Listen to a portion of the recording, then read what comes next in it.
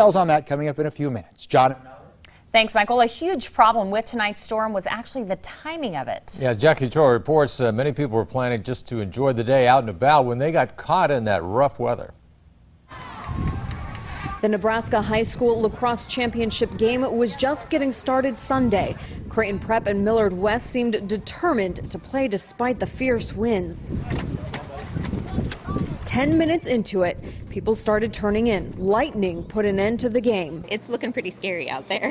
Everyone took shelter inside a nearby building. We had to take down our tents, close down our concessions, take down signs. It was crazy. Vendors at the Taste of Omaha didn't even get a chance to take down their tents. Next thing you know, poof, and there's my tent over there. And that's when a piece of metal flew past my head, and I'm like, time to go. And I left. The wind didn't just take out concession stands. The wind came through here, started knocking everything down, and it was in bursts. It caused this carnival ride to come crashing down. The big storm came, and there was kids on the funhouse thing, and then it just tipped over. Her father was manning the Piccolo Pete's tent when he heard about the accident. My daughter was over there, and she'd been riding rides all day, and so we were a little concerned when that happened, but she was safe, and I don't think anybody got hurt. So. Because she had just stepped off the ride. Literally, maybe 5 or 6 seconds before it fell over. I was scared when my dad came, and I just started crying because I don't know what was happening.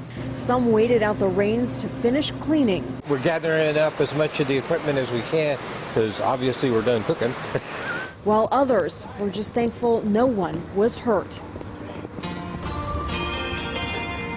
We are joining you live from Midtown Omaha right now. Of course, conditions are still pretty miserable out here. Nothing like what we saw earlier, but of course we're still getting the rain. I can feel a raindrop just splat right on my forehead as I said that.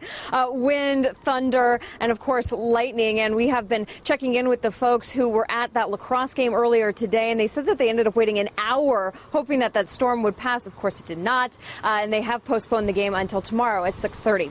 With photographer MH Stinker, Jackie Ochoa, WOWT 6 News. I heard from one young man who heard the crack of the tree, moved out of the way, the tree came down right where he had been. But there are so many families down there, so it's great news that nobody was hurt as the storms rolled in. Well, the threat of severe weather